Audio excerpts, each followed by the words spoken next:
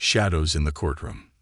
Judge Malcolm Everly sat silently at his bench, the grandeur of the courtroom a stark contrast to the weariness etched into his features.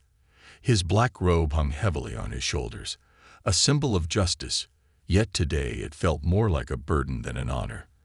The gavel lay before him, a cold piece of wood that had delivered countless judgments in his 25 years on the bench. It was another long day, a carousel of faces and names blurred by the monotony of legal proceedings. Each case seemed to blend into the next, a petty theft here, a domestic dispute there.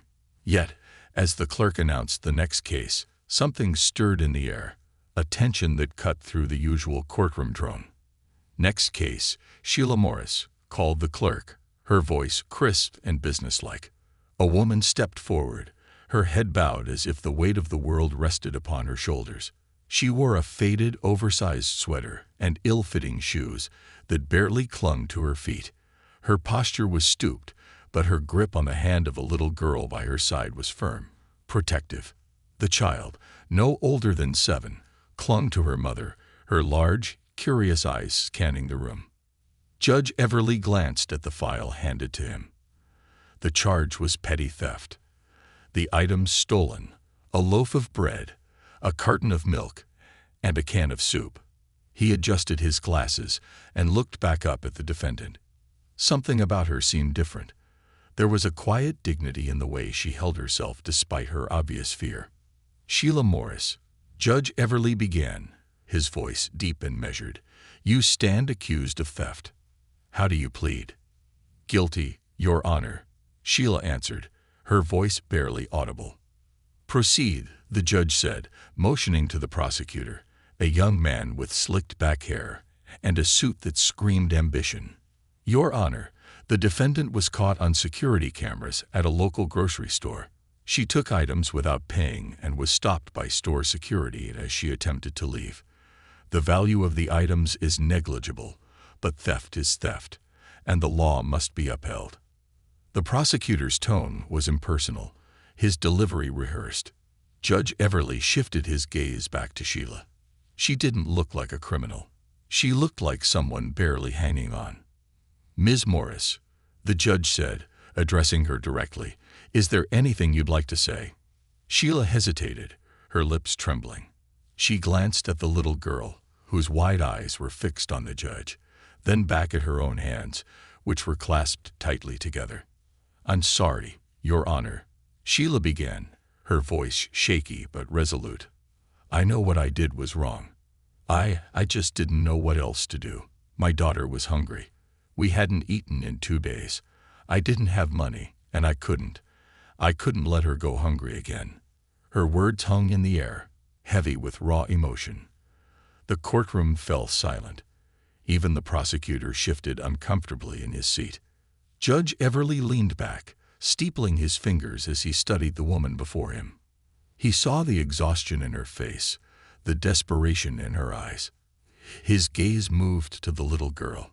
Her clothes were clean but threadbare, her shoes scuffed and too small. She held her mother's hand tightly, her other hand clutching a small stuffed animal that had seen better days. What's your name, young lady?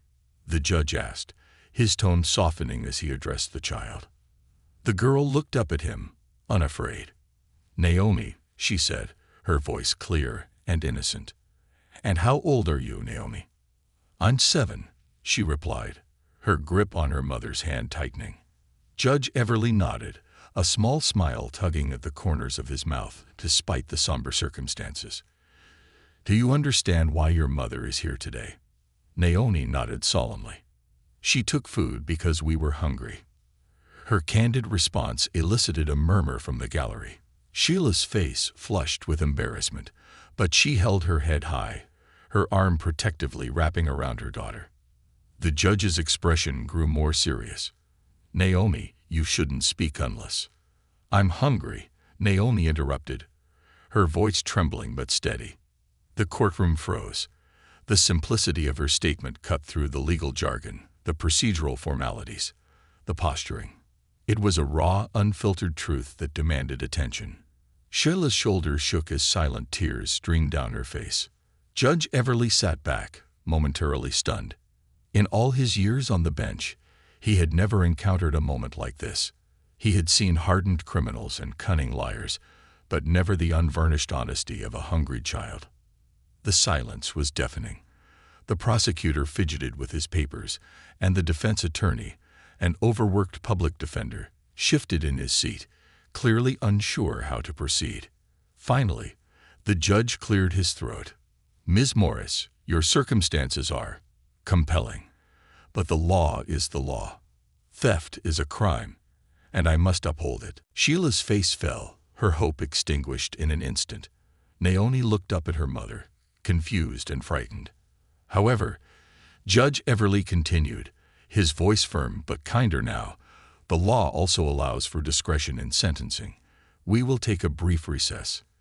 He stood abruptly, his robe swirling behind him as he exited the courtroom, leaving a stunned silence in his wake.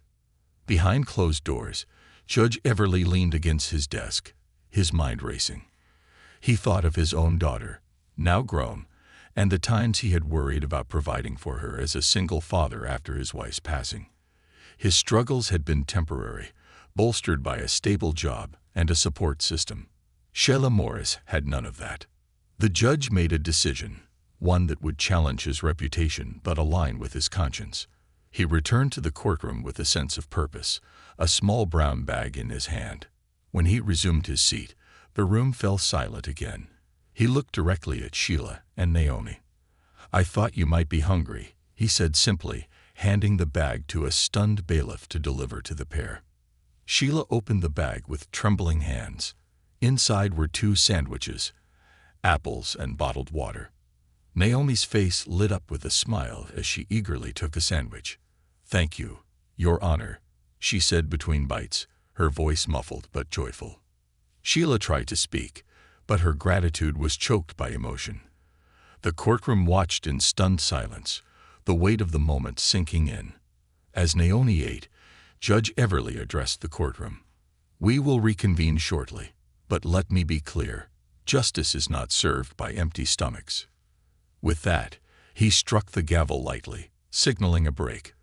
The courtroom buzzed with whispered conversations, the air thick with anticipation of what would happen next. The hunger of truth. The courtroom was abuzz with whispers and speculation as Judge Everly stepped out during the recess. Sheila Morris sat quietly, her trembling hand still gripping the brown paper bag the judge had given her. Naomi, her small frame perched on the edge of the bench, munched on her sandwich with unrestrained delight, the first real smile lighting up her face in days. The spectators in the gallery exchanged hushed comments, their shock at the judge's uncharacteristic gesture palpable. Some whispered about whether it was compassion or a calculated move, while others debated the impact it might have on the case. "Did you see that?" murmured an older woman to her neighbor. "I'd never seen Judge Everly so human." "He's bending the rules," replied the man next to her. "But maybe the rules need bending." Meanwhile, Sheila sat frozen, her thoughts racing as she watched her daughter eat. Naomi's innocence was undimmed by the weight of the world pressing on her mother. For Sheila, however, the food in her hands was bittersweet, a reminder of her humiliation, but also a glimmer of hope. "Mommy," Naomi said between bites, her voice soft yet bright. "The sandwich is so good." Sheila forced a smile, her lips trembling. "I'm glad, sweetheart." But her heart was heavy. Sheila knew that a sandwich wouldn't erase the reality of her circumstances. The possibility of jail time loomed, and the thought of leaving Naomi alone in the world gnawed at her like the hunger she'd grown accustomed to ignoring. The bailiff cleared his throat, breaking Sheila's spiral of worry. "We'll be starting again soon," he said, his tone unusually gentle. Sheila nodded, pulling Naomi closer to her side. Judge Everly, meanwhile, stood in his chambers, staring out the window at the bustling city streets below. He held his phone in his hand, contemplating a call to an old friend, someone who might offer insight into what he was feeling, someone who might challenge his notion of justice. For years, Malcolm Everly had prided himself on his ability to compartmentalize emotions while making decisions on the bench. But today, that carefully maintained barrier was crumbling. Naomi's simple declaration, "I'm hungry," had pierced through his judicial armor, leaving him vulnerable, questioning. He finally dialed the number, the voice on the other end answering after a few rings. "Malcolm," came the familiar voice of Sarah Fontaine, a retired social worker and longtime family friend. "What a surprise. What's on your mind?" "Sarah," he began, his voice uncharacteristically uncertain. "I need your perspective. I'm presiding over a case, a mother caught stealing food for her daughter. It's a clear-cut petty theft case, but the circumstances, they're complicated." Sarah listened quietly, her years of experience teaching her that people often found their own answers when given the space to think aloud. "I've always believed in the law," Malcolm continued. "But today, I'm questioning whether the law, as it's written, serves everyone equally.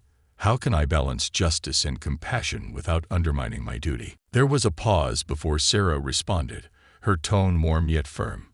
"Malcolm, the law is a framework, but it's not infallible. You're a judge, not a machine.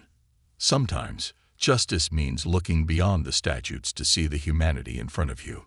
Ask yourself, what outcome will truly make the world better for that mother and child?" Her words settled into Malcolm's mind like seeds, ready to grow into something more profound. He thanked her and ended the call, his resolve solidifying. When Judge Everly returned to the bench, the air in the courtroom shifted.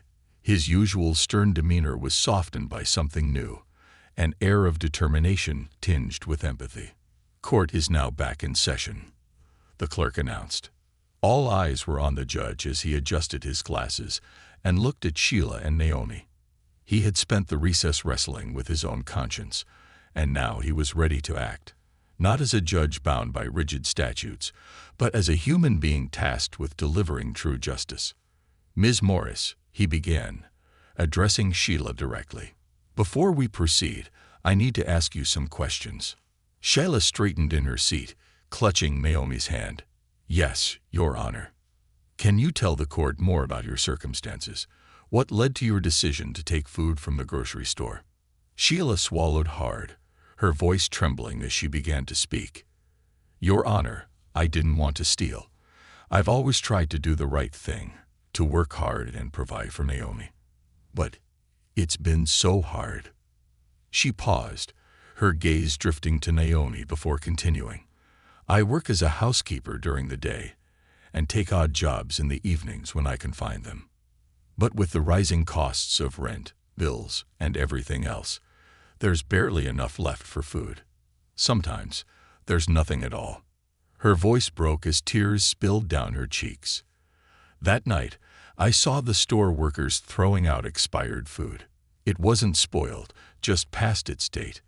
I thought maybe they wouldn't miss it." Sheila wiped her face with the sleeve of her worn sweater, her shame laid bare for all to see.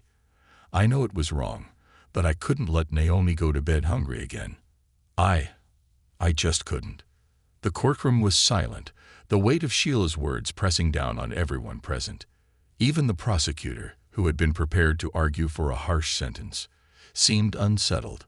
Judge Everly nodded, his expression unreadable. "Thank you for your honesty, Ms. Morris. It takes courage to speak openly about such hardships." He turned his attention to the prosecutor. "Mr. Landon, do you believe a conviction and standard sentencing would serve the interests of justice in this case?" The young prosecutor shifted uncomfortably. "Your Honor, theft is theft, and the law must be upheld. But given the circumstances, perhaps leniency is warranted."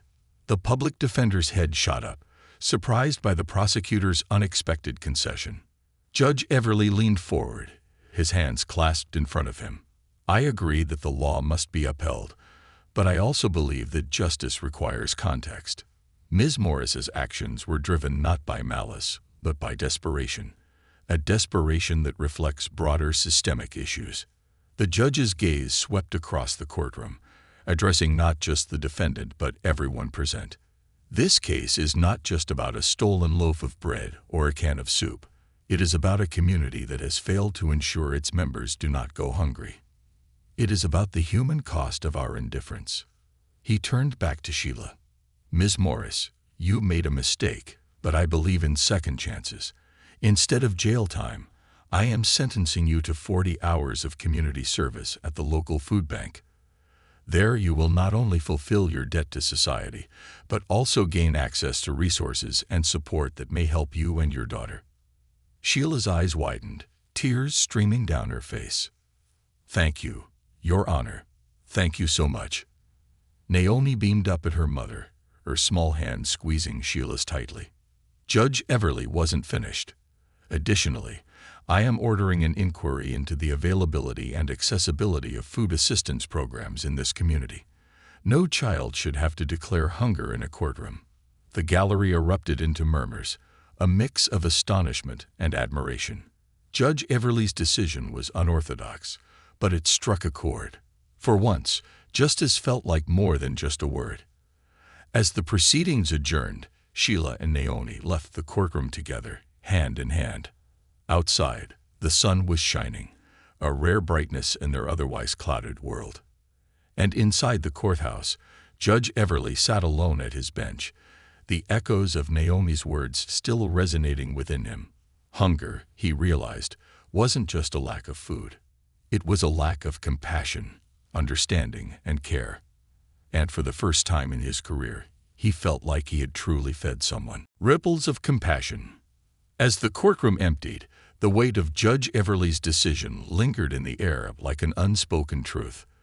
The spectators filed out, many of them exchanging glances and murmured words of disbelief, some left shaking their heads, while others nodded in quiet agreement, acknowledging that they had witnessed something far more profound than a simple ruling. Outside, Sheila sat on a bench near the courthouse steps, her hands still trembling as she held Naomi close. The little girl was beaming, her innocence a stark contrast to the turmoil her mother felt. Naomi seemed oblivious to the gravity of the day's events, her focus entirely on the fact that she and her mother were walking away together. "Mommy," Naomi chirped, her voice light and carefree. "Does this mean we're going to be okay?" Sheila's throat tightened, tears welling up in her eyes again. She couldn't bring herself to lie, but she also couldn't shatter her daughter's newfound hope. "Yes, baby," she whispered, her voice cracking. "We're going to be okay." Across the street, a local reporter who had been sitting in the gallery rushed over, her camera crew trailing behind her. Sheila instinctively pulled Naomi closer, shielding her daughter from the sudden attention. "Ms. Morris, can I have a moment?" the reporter asked, her tone cautious yet eager. "Your case has stirred a lot of conversation. People want to know how you feel about the judge's decision." Sheila hesitated, her mind racing. She had never sought attention, let alone imagined being thrust into the public eye. Her life had always been a quiet struggle, one she fought in the shadows. But something about the reporter's earnest expression made her pause. Perhaps sharing her story could help others. "I'm grateful," Sheila said, her voice soft but steady. "Judge Everly showed us kindness when we needed it most. I just want people to understand that sometimes people don't steal because they're bad. They steal because they're desperate." The reporter nodded, scribbling notes furiously. "Do you think his ruling will set a precedent? That it might change how cases like yours are handled?" Sheila glanced at Naomi, whose wide eyes were fixed on the reporter. "I don't know," she admitted, "but I hope it makes people think. Not just about the law, but about what drives people to make these choices. Hunger doesn't wait for the right circumstances." The camera crew filmed as Sheila stood, taking Naomi's hand. "That's all I can say right now," she added, her voice firm. "My daughter needs to get home." The reporter watched them leave, her thoughts swirling. She had come for a sensational story, but had found something far more compelling, a glimpse into the humanity that often gets lost in the shuffle of headlines. Meanwhile, back in the courthouse, Judge Everly remained seated at his bench, staring at the empty courtroom. His decision had been made, and the gavel had fallen, but the weight of the moment still lingered. He couldn't shake the image of Naomi's face, the wide-eyed innocence that had both challenged and inspired him. Her simple declaration, "I'm hungry," played over and over in his mind. He pulled out a notepad and began writing. Each word felt like a step toward something larger than himself, larger than the courtroom. He jotted down thoughts about community responsibility, systemic failures, and the gap between justice and compassion. He thought about Sarah Fontaine's words during their phone call. Sometimes justice means looking beyond the statutes to see the humanity in front of you. As he wrote, there was a knock at the door. The clerk, a middle-aged woman who had worked alongside him for years, stepped inside. "Judge Everly," she said hesitantly, "the media is already buzzing about your decision. It's going to be in the news by tonight." "I expected that," he replied, not looking up from his notepad. "With all due respect, sir, this isn't like you." The clerk continued, her tone both curious and concerned. "You've always been by the book. Why the change?" He set his pen down and leaned back in his chair, letting out a deep sigh. "Because sometimes the book isn't enough," he said simply. "That little girl, Naomi, she didn't just tell me she was hungry. She showed me what the law often overlooks, the human cost of our rigid systems. If justice can't account for that, then maybe we've been doing it wrong." The clerk nodded slowly, a thoughtful expression crossing her face. "I think you might be onto something, Judge." Later that evening, Judge Everly returned to his modest home. The quiet of the house felt heavier than usual, a stark contrast to the emotional whirlwind of the day. He poured himself a cup of tea and sat by the window, watching as the city lights blinked on, one by one. He picked up his phone again, this time dialing a different number. It rang several times before a gruff voice answered. "Malcolm, to what do I owe the pleasure?" It was his old friend, Robert, a retired judge who had mentored him early in his career. "I had a case today," Malcolm began, his voice contemplative. "A mother caught stealing food for her daughter. A simple case on the surface, but it wasn't simple at all." Robert chuckled softly. "Cases involving people never are." "I broke tradition," Malcolm admitted. "I handed down a sentence that wasn't by the book. Community service with an added mandate to improve food access in the community." There was a pause on the other end of the line. "Sounds like you listen to your heart, not just the law," Robert said finally. "That's not a bad thing, Malcolm. The law is a guide, not a cage. If you can look at yourself in the mirror and believe you did the right thing, then you did." Malcolm smiled faintly, the knot in his chest loosening. "Thanks, Robert. I needed to hear that." In the days that followed, the case of Sheila Morris and her daughter Naomi became a local sensation. News outlets picked up the story, framing it as a rare moment of compassion in an otherwise cold legal system.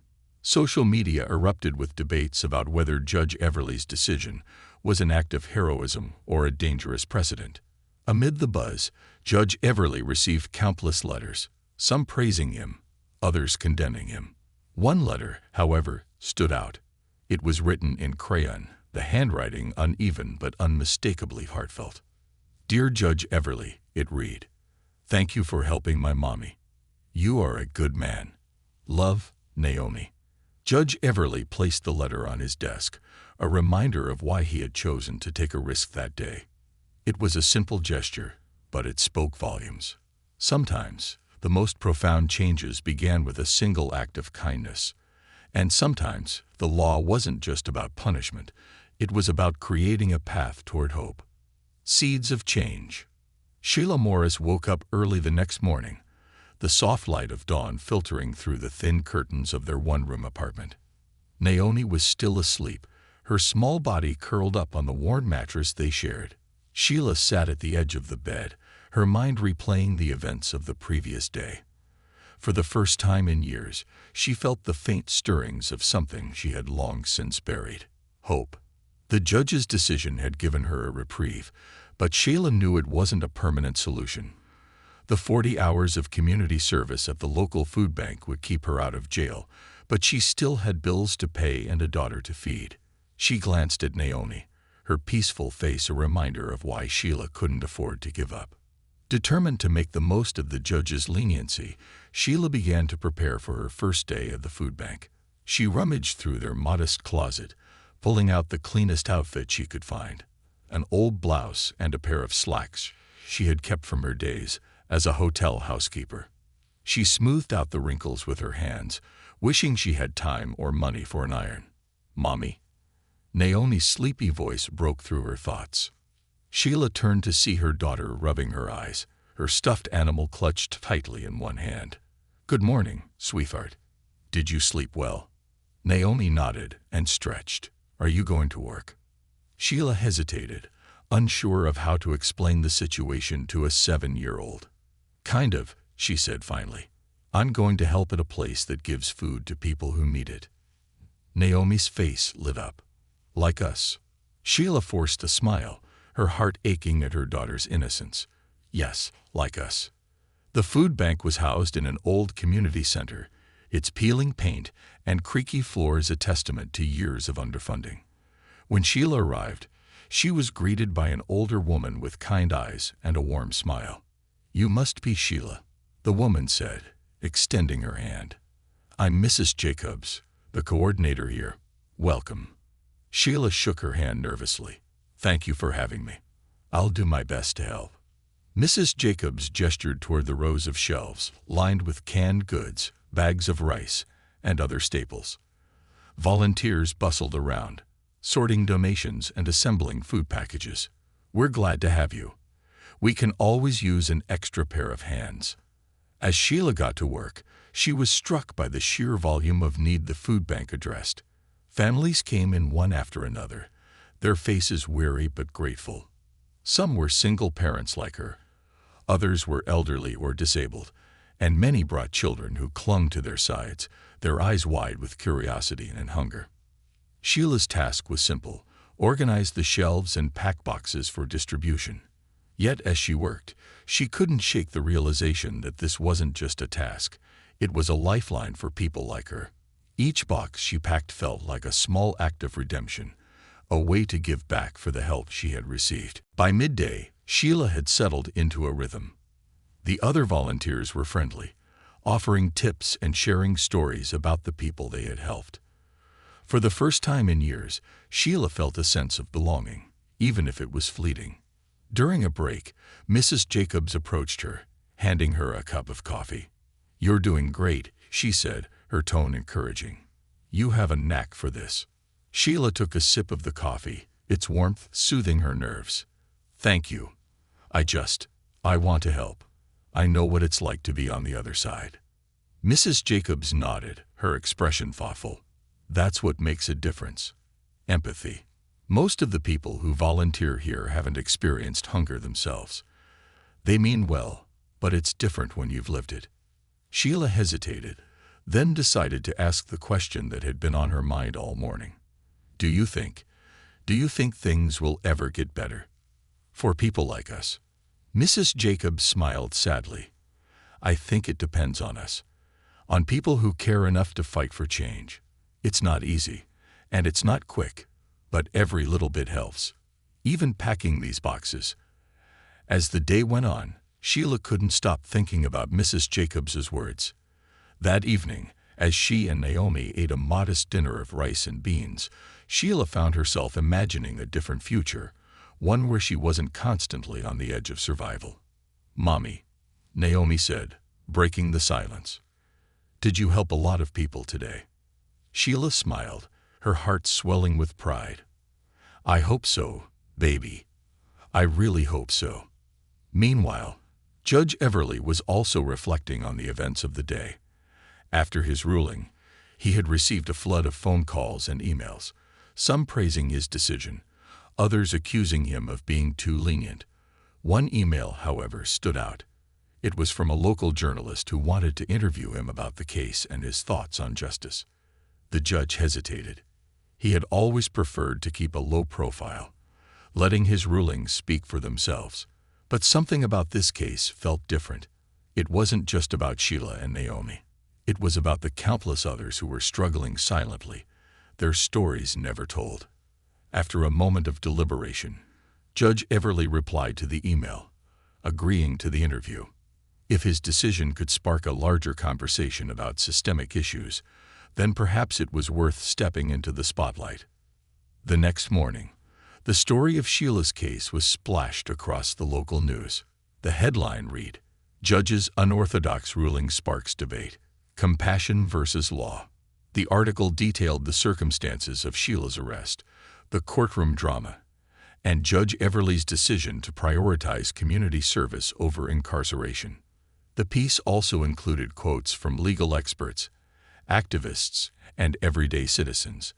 Some lauded the judge's compassion, calling it a rare moment of humanity in an often impersonal system.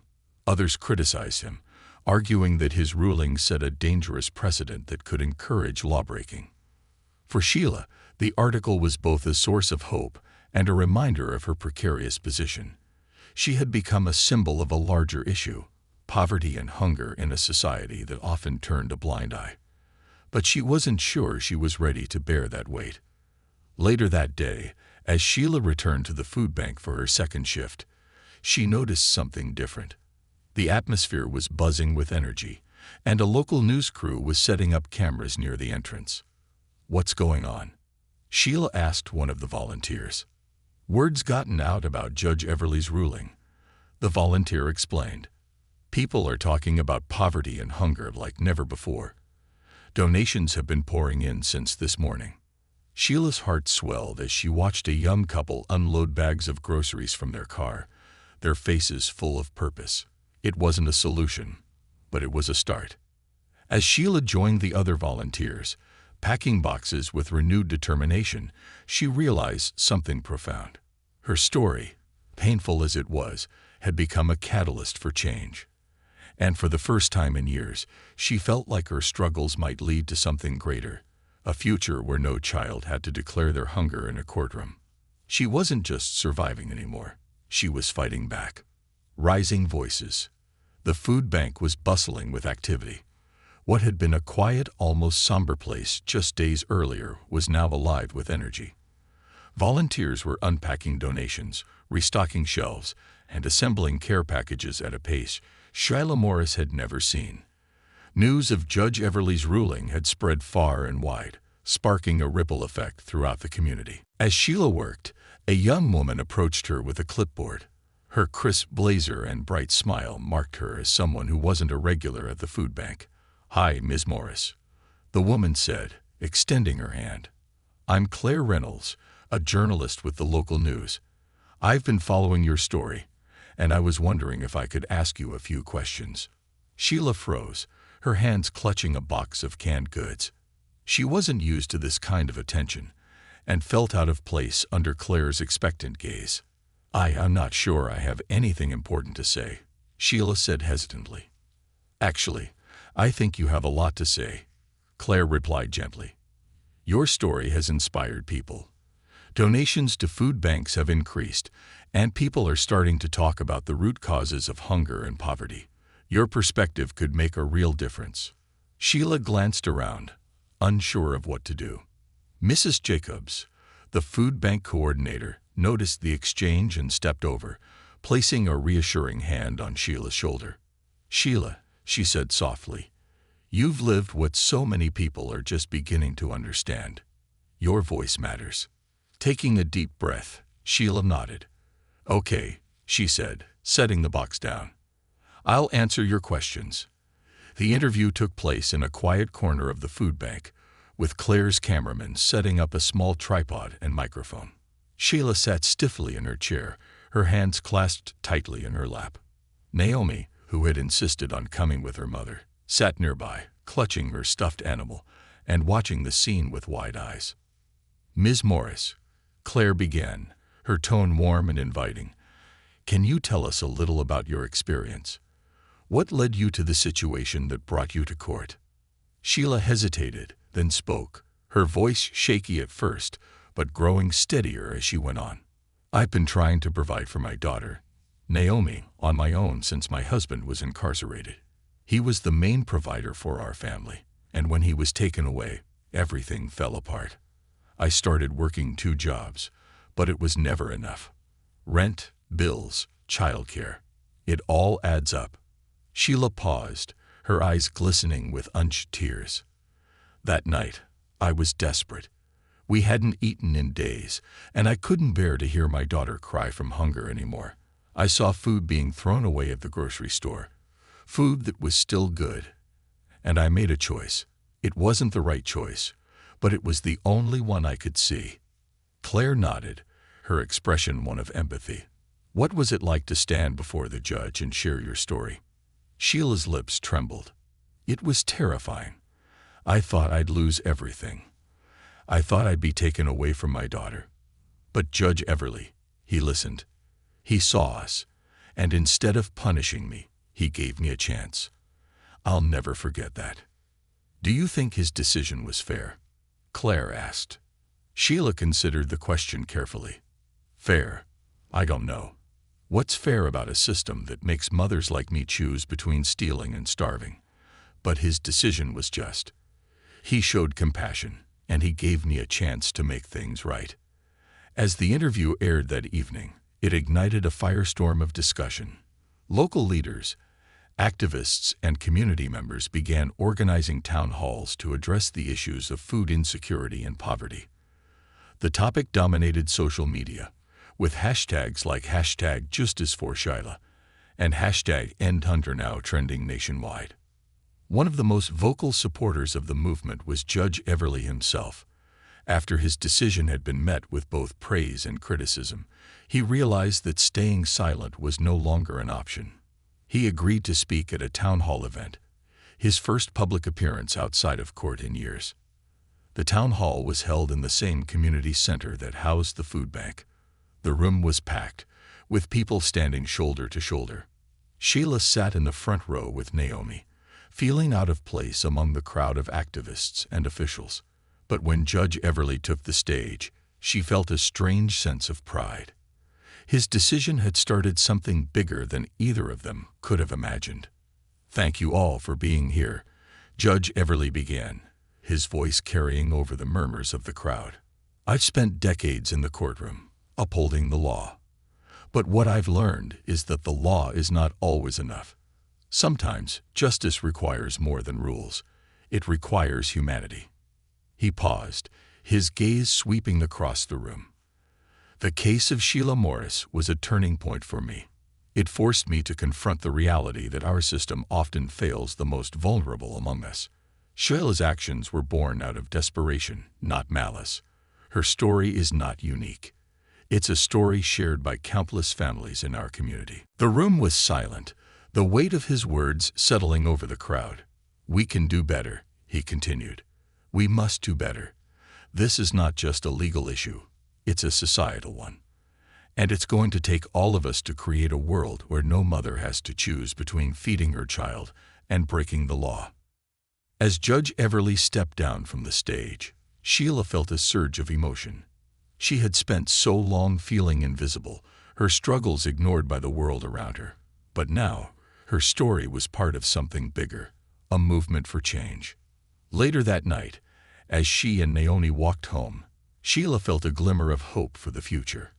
Her journey was far from over.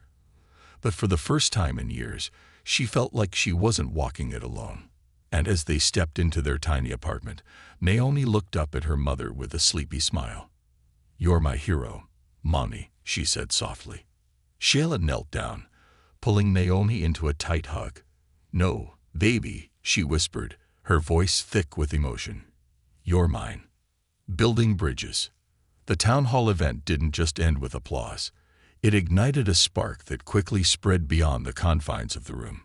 Community members who had spent years silently struggling began to speak up, inspired by Sheila Morris's courage and Judge Everly's bold decision.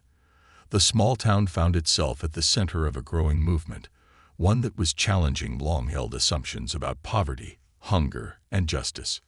After the event, Sheila was approached by a young woman named Lena, who introduced herself as a representative of a local advocacy group.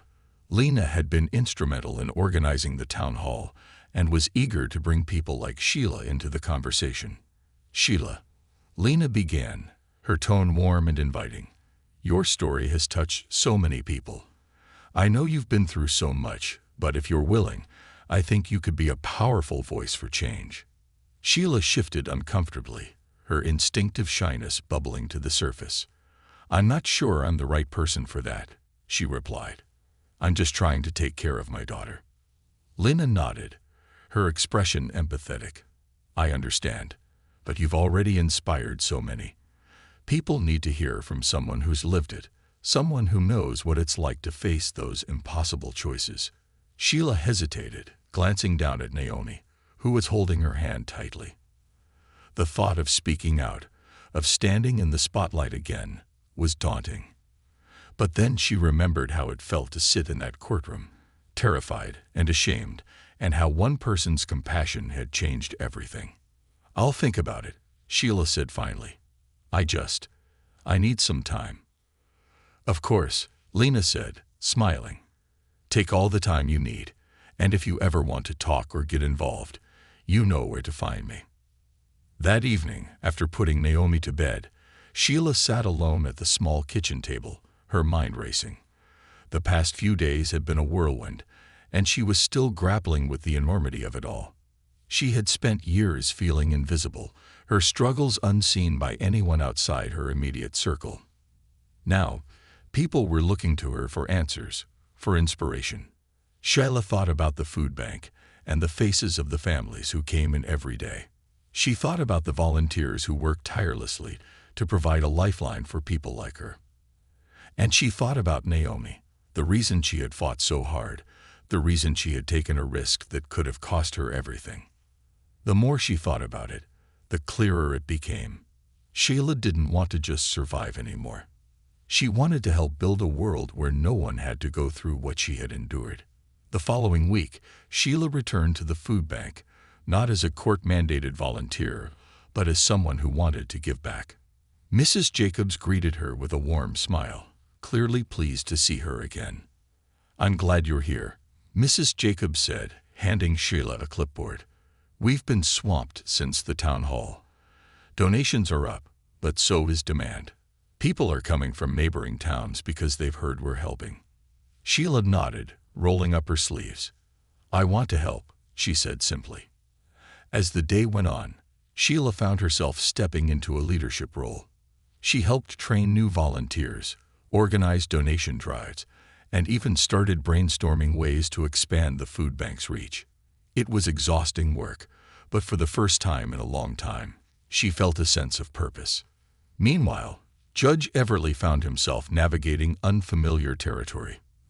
The attention from the media and the public had thrust him into the role of a reluctant advocate. He had always been a private man, content to let his rulings speak for themselves.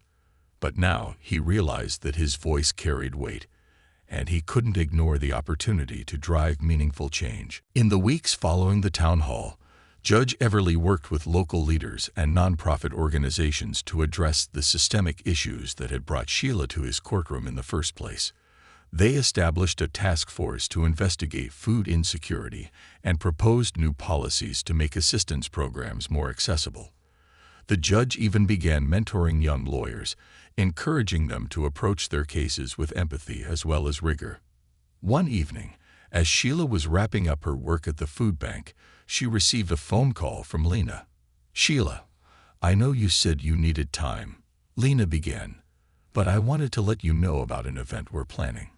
It's a panel discussion on poverty and justice, and we'd love for you to be one of the speakers." Sheila's stomach churned at the thought of speaking in front of an audience. "I don't know, Lena," she said. "I'm not good at things like that." As Sheila and Naomi arrived, they were greeted by Lena, the young activist who had been instrumental in guiding Sheila through her new role. "You're going to do great," Lena said, her enthusiasm infectious. "Remember, just speak from the heart." Sheila nodded, drawing a deep breath to steady herself. The event hall was packed, with rows of chairs filled by community members, activists, and even a few reporters. At the front of the room stood a panel of speakers, including Sheila, Lena, Judge Everly, and several representatives from local organizations working to combat food insecurity. The event began with opening remarks from Lena, who set the tone for the day by emphasizing the importance of addressing systemic issues with compassion and urgency. "Today, we're here to listen," she said, her voice ringing out with conviction. "We're here to understand the struggles of our neighbors and to work together to create real, lasting change." One by one, the panelists shared their perspectives. Judge Everly spoke candidly about his journey from strict adherence to the law to a more nuanced understanding of justice. His words carried the weight of experience and introspection, drawing nods of agreement from the audience. When it was Sheila's turn to speak, she felt the familiar pang of nervousness. But as she stepped up to the microphone and saw Naomi's encouraging smile from the front row, her fear melted away. She began to speak, her voice steady despite the emotions bubbling just beneath the surface. "I never thought I'd be standing here," Sheila began, her eyes scanning the room. "A few months ago, I was just a mother trying to keep my daughter fed. I felt invisible, forgotten by a system that seemed designed to push me down." She paused, her voice catching slightly. But then, something extraordinary happened. A judge listened, a community responded, and for the first time, I felt seen. Sheila shared her story in detail, painting a vivid picture of her struggles and the turning point that came in Judge Everly's courtroom. She spoke about the shame of hunger, the resilience it took to keep going, and the hope that had grown from the compassion of strangers. "We're here today because my story isn't unique," she said, her voice rising with passion. "There are countless families out there facing the same challenges I did, families who feel like the world has given up on them. But we can change that. We can build a community where no one has to choose between feeding their child and breaking the law." When Sheila finished, the room erupted into applause. Tears filled her eyes as she returned to her seat, overwhelmed by the support and encouragement pouring in from the audience.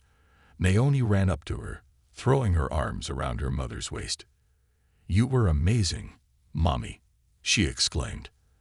As the event continued, Sheila's words became a rallying cry. Community members shared their own experiences, some for the first time, creating a space of vulnerability and solidarity. Activists outlined actionable plans to address food insecurity, from increasing funding for food banks to advocating for policy changes that would provide more robust safety nets for struggling families. Judge Everly, inspired by the momentum in the room, announced a new initiative, a partnership between the local court system and nonprofit organizations to provide alternative sentencing programs for nonviolent offenses related to poverty. "We can't fix systemic issues by punishing those who are most affected by them," he said. "It's time to focus on rehabilitation, support, and prevention." The announcement was met with enthusiastic applause, solidifying the event as a turning point for the community. In the weeks that followed, Sheila found herself busier than ever. Her story had become a symbol of resilience and hope, and she was inundated with requests to speak at schools, community centers, and even local government meetings. While the attention was overwhelming at times, Sheila embraced her newfound role, determined to use her voice to create change. She also became deeply involved with the food bank, which had grown into a comprehensive resource center offering job training, child care support, and financial counseling in addition to food assistance.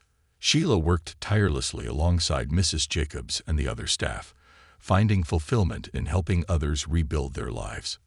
One evening, as Sheila and Naomi walked home from the food bank, they passed a small park where a group of children were playing. Naomi tugged on her mother's hand, her face lighting up with excitement. "Can we stop, Mommy? Please." Sheila smiled and nodded, sitting on a nearby bench as Naomi joined the other children. As she watched her daughter laugh and play, Sheila felt a deep sense of gratitude. Life was still challenging, but for the first time in years, it felt full of possibility.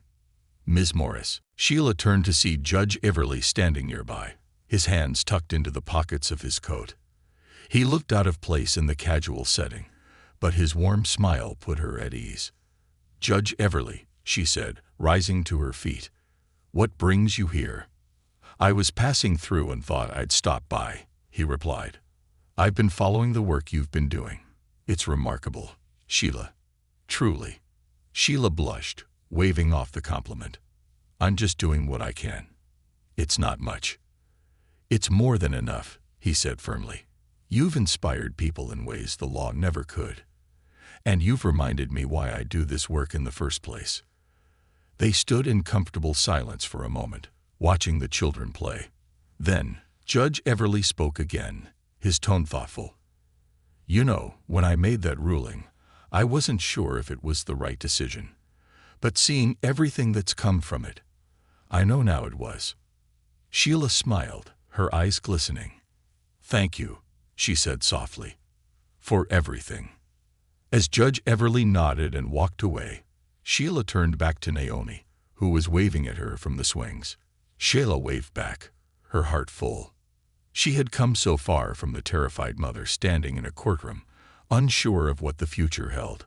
Now she was building a future, not just for herself and Naomi, but for an entire community. And she wasn't doing it alone. A legacy of hope. The autumn wind carried a crisp chill as Sheila Morris stood in front of the newly inaugurated Community Resilience Center. The building, once an abandoned factory, now buzzed with life, its walls painted in vibrant colors by local artists. Inside, there were rooms dedicated to food storage, job training workshops, legal aid, and even a child care center. The plaque near the entrance bore an inscription that brought tears to Sheila's eyes every time she read it. In honor of resilience, compassion, and the power of community. No one should walk alone. Today was the grand opening, and Sheila had been asked to speak as one of the center's founding voices. The crowd gathered before her was larger than she had anticipated. Local officials, families, activists, and even some national reporters had come to witness this moment. Naomi stood in the front row, beaming with pride, her small hand clutching a handmade sign that read, "My mom is a hero." Sheila took a deep breath, her heart pounding as she stepped up to the microphone. She had grown more comfortable with public speaking over the past few months, but the weight of this moment felt different. This wasn't just another event. It was a culmination of everything she had fought for, a testament to how far she and her community had come.